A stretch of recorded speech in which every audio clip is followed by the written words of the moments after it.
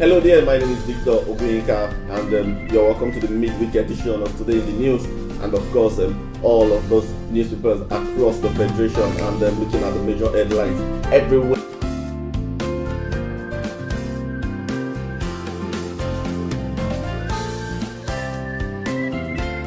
Over 1,000 people are benefiting from free medical services provided by the FCT chapter.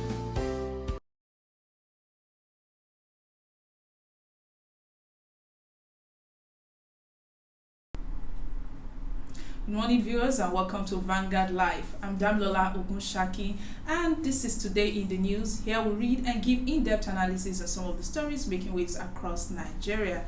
And of course, this morning we'll be starting with the front page of the Vanguard on the paper review.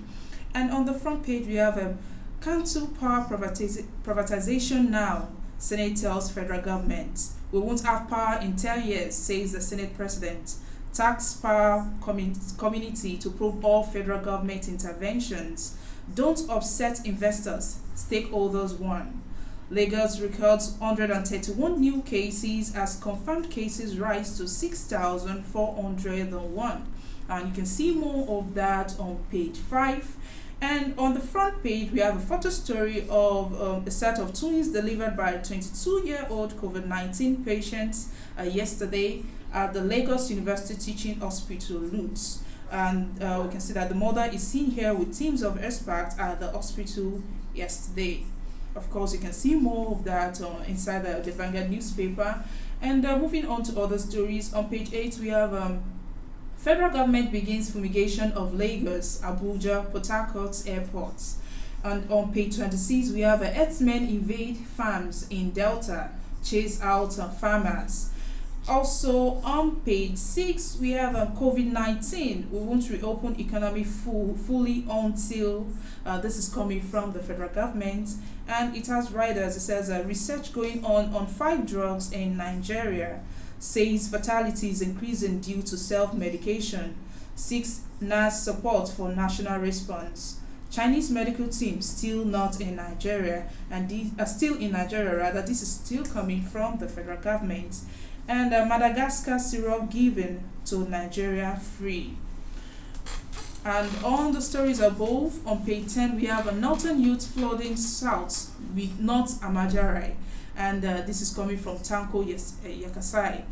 On page 11, we have a curfew. Journalists, doctors, other essential workers suffer as police disregard exemption. And from the front page of Vanguard, we move over to the Punch. And on the front page of the Punch, we have many top Nigerians dying due to COVID-19 home care. The federal government is also saying this, and they are advising that don't use drugs without doctor's prescriptions, counsels the minister. Nigerians didn't pay for Madagascar's coronavirus drug, says the presidential task force. Representative tackle health ministers over explanation on Chinese doctors. And you can see more of that on pages 2 and 10. And on the stories below, we have no impeachment plot against Akeredolu, over 4.3 billion naira withdrawal. This is coming from the assembly, and you can see more of that on page 18. Customs intercept 13 million naira bales of clothes on NRC train, and you can see more of that on page 12. And on the stories above, we have Senate demands immediate reversal of power privatization, and more of that can be seen on page 20. And lastly, on the front page of the Punch, we have Ondo polls won't be postponed from September or October, and this is coming from INEC, and you can see more of that on page 16. And that is all we have on the paper review for this morning. But we'll be going on the short break, and after we come back, we have a guest with us in the studio, and he'll be discussing some of those top pages with us in the stories. And don't forget, while on the break, you can always like and follow us on our social media platforms that are showing on your screen, and you can visit our website for some of the stories that we're discussing on this page, and that's www.vanguardnigeria.com. Don't also forget to leave your opinion in the comment section, as that is the most important part of this show.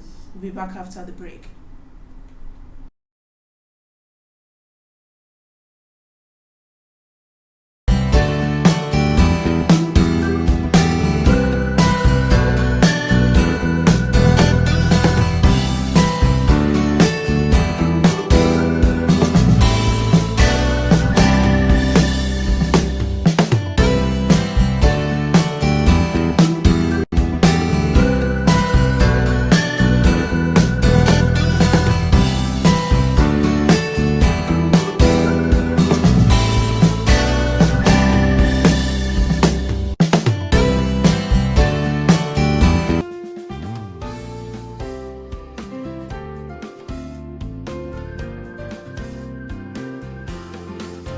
Hello there, my name is Victor Oguinka, and you're welcome to the midweek edition of Today in the News, and of course, all of those newspapers across the Federation, and looking at the major headlines everywhere.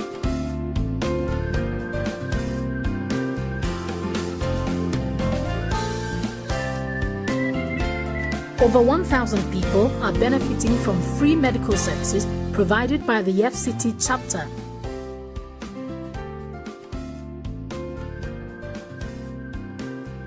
Some of the Arsenal fans will be very, interested.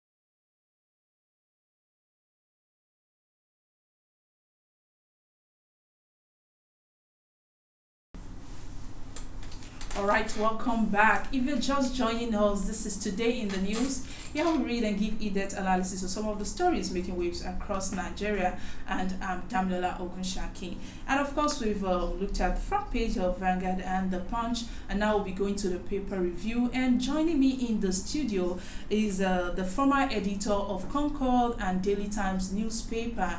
That's Mr. Aliu Mohammed, who is now the CEO of Magnet Communications Limited, and is also a public relations officer. You're welcome, sir. Mr. Aliu. Thank you. Good morning. It's lovely having you in the studio with us. Thank you. And okay, and without wasting much time, we will be going to the front page of the paper, which is it says a council power privatization now, then that's the Senate telling the federal government. Mhm. But looking, what do you think about this? You see, if you look back at when that privatization was done, everybody was looking up to the government with the hope of having a stable power. But unfortunately, that is not to be. You still have power failure every time, and there is a lot of disorganization among the discos. That's the people that have just been appointed now, so much that people are disgruntled. Some of their workers are beaten, who bring fake bills and all that. I had an experience too. I use a prepaid meter in my house. I just got home one day and they pulled down all the wires, not minding whether you have a prepaid meter or not. With a prepaid meter, you don't need to go to any NEPA office or Ikeja distribution, whatever they call them now, for any reason. Once you recharge your meter, you should be good to go. But you still see them coming to drop all the wires. It's embarrassing. So if the government must reverse the privatization, I wholeheartedly support it. But do you think cancelling it all of a sudden is something that is not a decision that is just made in a house? I don't think so. Because you see, if you look at many countries, don't let us go to the Western nations. Let's look at Africa, where we belong. If you go to Ghana, you don't witness power failures in Ghana. In fact, they celebrated, I think, 20 years of power generation without any disappointment. They celebrate that every year. Go to South Africa, power is stable. But one of the reasons that the Senate are saying that they're giving that they want it to be, to be reversed is that that they are still coming to the public for funds, asking for funds. Meanwhile, that's part of the reason that they were cutting them off. Don't you think that the government is, maybe they are also doing something wrong in their own side? I don't think so. I mean, if they have been privatized, right? And one of the privatized organizations in Nigeria that generates a lot of money in Nigeria today is the discos. These people that they are talking about, all these companies, Ikeja distribution company, I think Benin distribution company, about 3 or 4 of them. So why do they have to go back to the people to source for funds? there is mismanagement somewhere. So if the government must go back to the drawing board to perfect what they have started or what they are doing, I am in total support of it. About assessing what these companies have really done so far. What's your opinion? You've just been mentioning. I'm not impressed.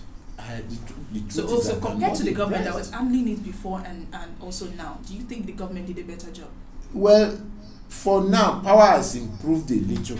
I must confess to you, power has improved. The government has tried, but we need a perfect situation. So if the power has improved, is that not due to the companies, to the private companies? See, they will tell you that power generation is not the problem, but the problem is distribution.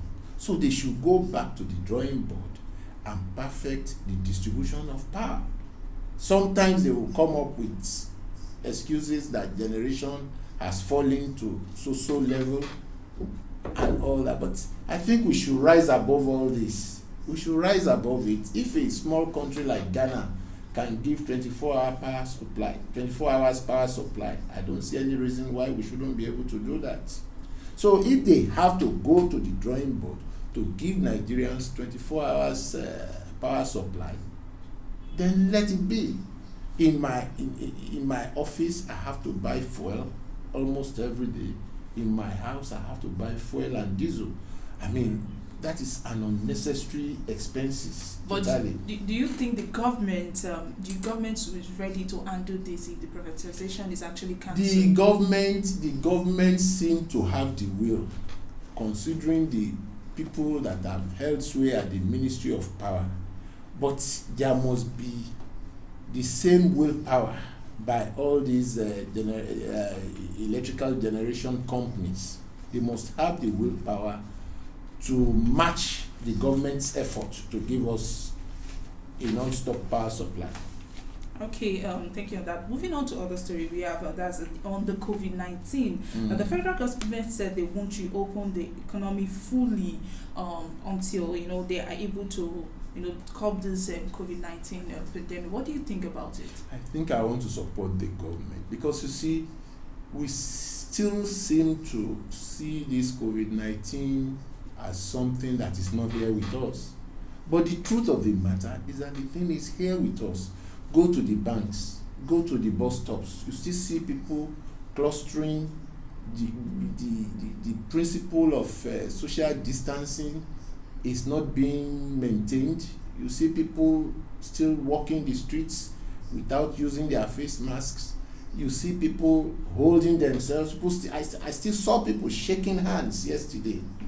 We need a lot of orientation, a lot of education for people to know that this thing has come to stay with us. So the only step that we have that is sure is still for people to be restricted from moving around.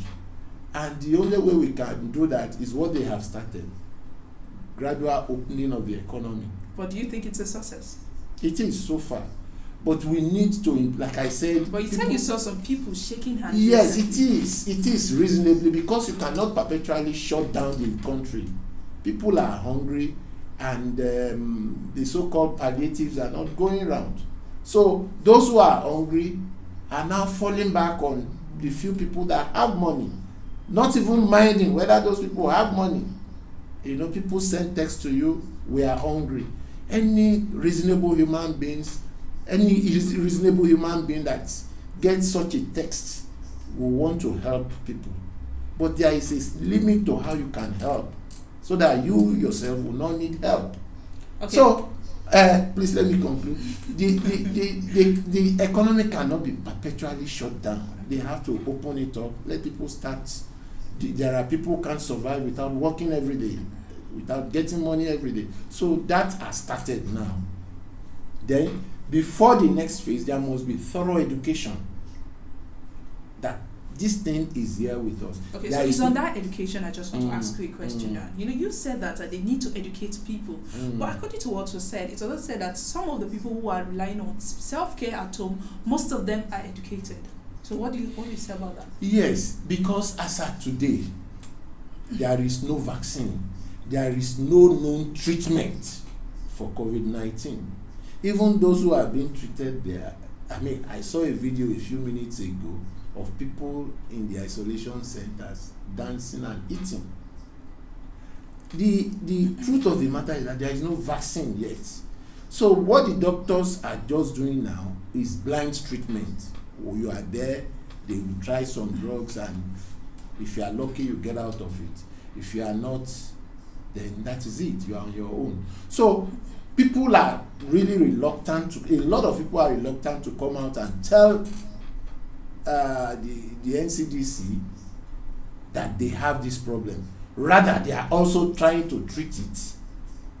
Some of such treatments have been successful, while some others go out of hands. Those are the ones that people are talking about, that they treat themselves from home. But the government can also not tell us that they have a definite treatment for this thing yet. You understand? So, like I said, we have to educate ourselves. There are so much materials on COVID-19. A lot of them are confusing. Use this herb, use aboniki balm, use that, inhale this, inhale that. How many things do you want to inhale into this one body? So there is need for caution. There is need for education. People must know that even there is a limit to how you can take both herbal and orthodox drugs into this body. If you do it so much, the body will react. That is what you get in the situations that these newspapers are talking about. So what I know is that try to boost your immune system, so much so that when you have this thing, you have some level of resistance. The doctors have said that too. Your immune system must be strong. Okay. Once you have a strong immune system, you can resist this thing, and the effect will not be so disastrous on your body. Okay, away from that now, we're still talking about this COVID-19. Actually on May 4th, that's Dr. Osage, that's the Minister of Health, he told journalists that they are not really aware of the whereabouts of the Chinese medical team that came into the country. And also on April 8th, it was also said that this Chinese medical team that arrived in Nigeria, they came to share their experience of how to solve this COVID-19 with Nigerians. And also while responding, to some of the questions by journalists, that's the daily presidential task force on COVID-19. They came and they said that these medical teams didn't actually come. They didn't come under the federal government, but they came with a company that's on that CCECC, a Chinese construction company. National construction company. Yeah, yes, a construction company. Yes. What do you think about this back and forth You between see, these people? There is.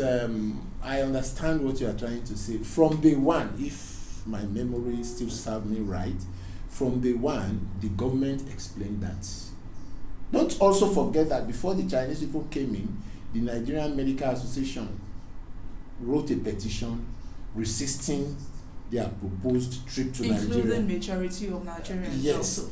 And the government came out clearly to say that they are not the ones inviting these people, that there is a Chinese national construction company.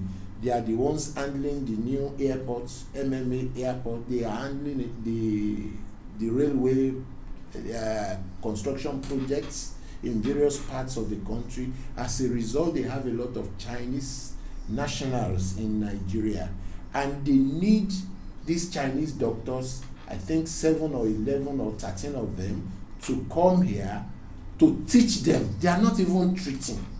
You understand? To teach the local doctors in Nigeria working with this Chinese national construction company the safest way to handle COVID-19. The doctors are not treating. There is a lot of misinformation about the visit of these doctors, and I'm surprised that we still have. So people. They came to teach the Nigerian. Yes, no, not Nigerian doctors. Just the Chinese. The Chinese national. Don't forget that COVID-19 started from Wuhan in China. Yes. That community itself now has opened up its economy. work has resumed there now as we talk. Wuhan has come back to life. It is one of the industrial cities in China. Most of these fan and electronics come from Wuhan. They are manufactured from Wuhan, majority of them from Wuhan. They have their offices in the country's headquarters, but they have these production companies located in the outskirts of the country's capital. And one of those cities that produce all these things is called Wuhan. They are back to work fully there now. So they want these Chinese people to come to Nigeria with the experience they had in China, to come and educate them. They are not treating. Don't forget that the government assured that they will not be allowed to treat, but come with modern equipment, testing equipment and other gadgets, teach local people here on their usage. So you don't expect the minister to start tracking the movement of those doctors.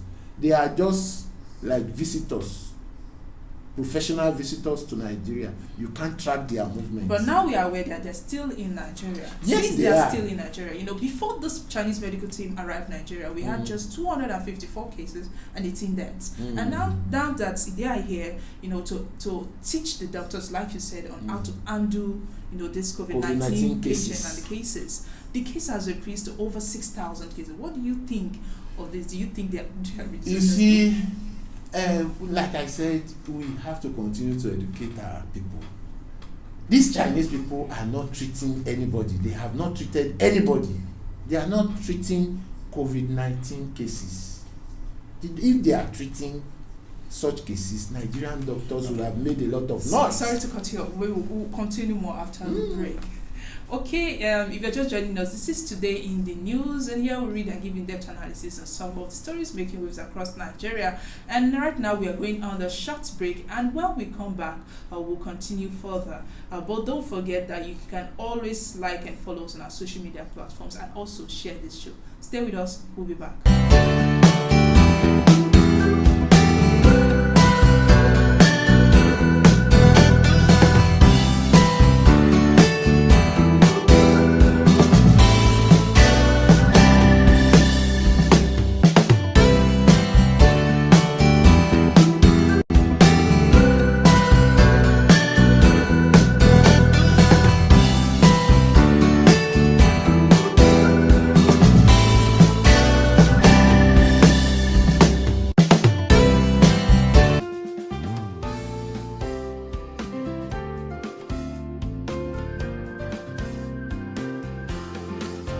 Hello there, my name is Victor Ogunyika, and you're welcome to the midweek edition of Today in the News, and of course all of those newspapers across the Federation, and looking at the major headlines everywhere.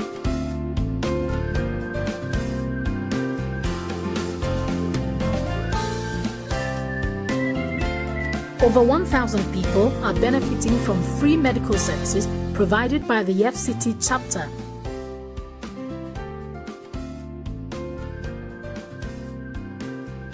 Some of the Arsenal fans will be very interested in this news.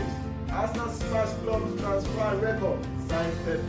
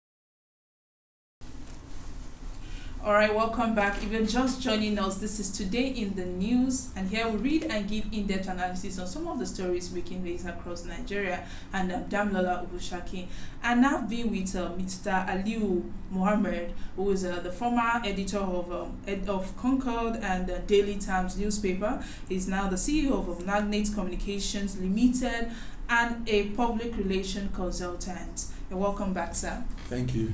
Okay, before we went on the break, you were talking about the success of the medical team, of the Chinese medical team that came into Nigeria. And now, like I said, we have to continue to post correct stories, correct news, and not fake stories. They are embarrassing because from day one, like I said, the government made it clear that these people are not coming here to treat anybody. So why are you attributing the high figures to the presence of the Chinese people here? They are not in the hospitals. They are not in the isolation centers. So what has those figures, high figures, got to do with the presence of the Chinese people? The figures keep rising. But personally, I wouldn't say that we don't have, when they give a figure, it doesn't mean that the figure that they gave to you have all tested positive. Do you understand? Doesn't mean that they've all tested positive. No. It doesn't mean that they've all tested positive. They will analyze it and tell you that out of this figure, so much has tested positive. So much has been treated and freed. So much are still, don't forget that it takes about 48 hours or 72 hours to get the result of a test. Okay. But meanwhile, they are holding you down at the isolation center, and you have become a part of the figure that has been given. But unfortunately, when your test result returns, they don't remove you from that figure again. So it puts some question mark on the figures that they are releasing. So that means that some of those figures can actually not be trusted. I don't think they can be trusted. Okay, now let's look at the testing kit and everything. Do you think the testing kit that is provided is enough? Like this testing, like the NCDC was saying that they provide like over 1,000 tests daily. Do you think this is enough for the amount of people that we have in Nigeria? Currently, say like the Minister of Health said that this case in Lagos alone, that there could be over 120,000 cases by the end of July or August. Yes, I believe so, because of I will come back to the test kits. Let me start with the prediction by the Minister of Health, because right now, the very day Lagos was partially opened, you saw what happened. The mad rush, the morning of that Monday, there was traffic bottleneck everywhere. Even where we were not used to having traffic problems. We had serious problems on Monday. Last week Monday, the banks were filled, all the offices were filled, the principle of social distancing was not observed at all. It is scary.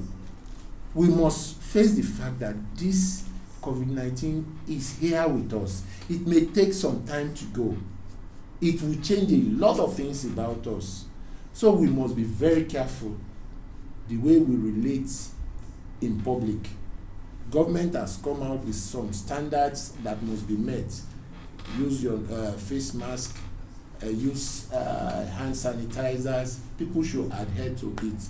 Now, let us come back to the test kits.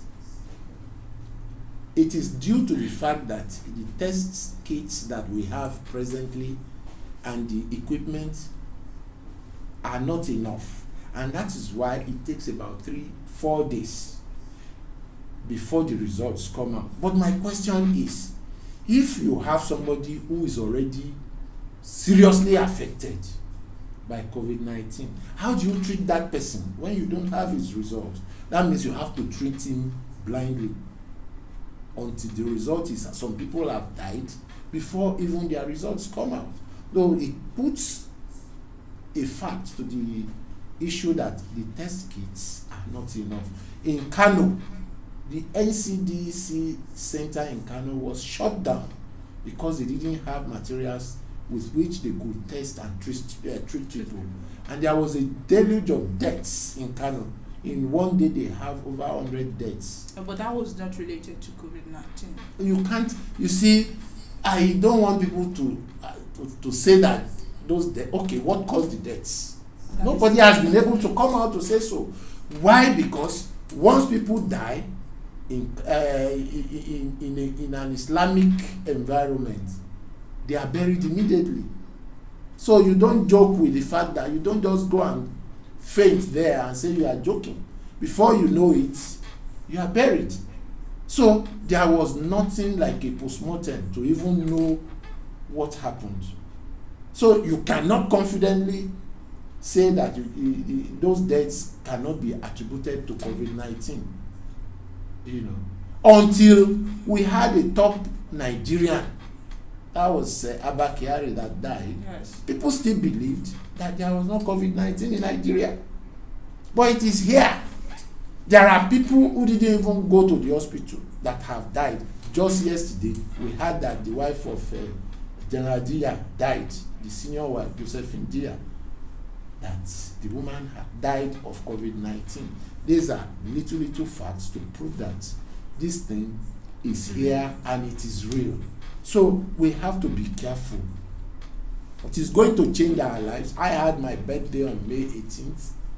Usually when I do my birthdays, the house is usually opened for the public. We couldn't do that. I was afraid. It was just myself, my wife, and the children. People were just calling on phone to congratulate me. That is a change in our lifestyle, which means we could, as a matter of fact, live without all those expensive lifestyle that we were used to.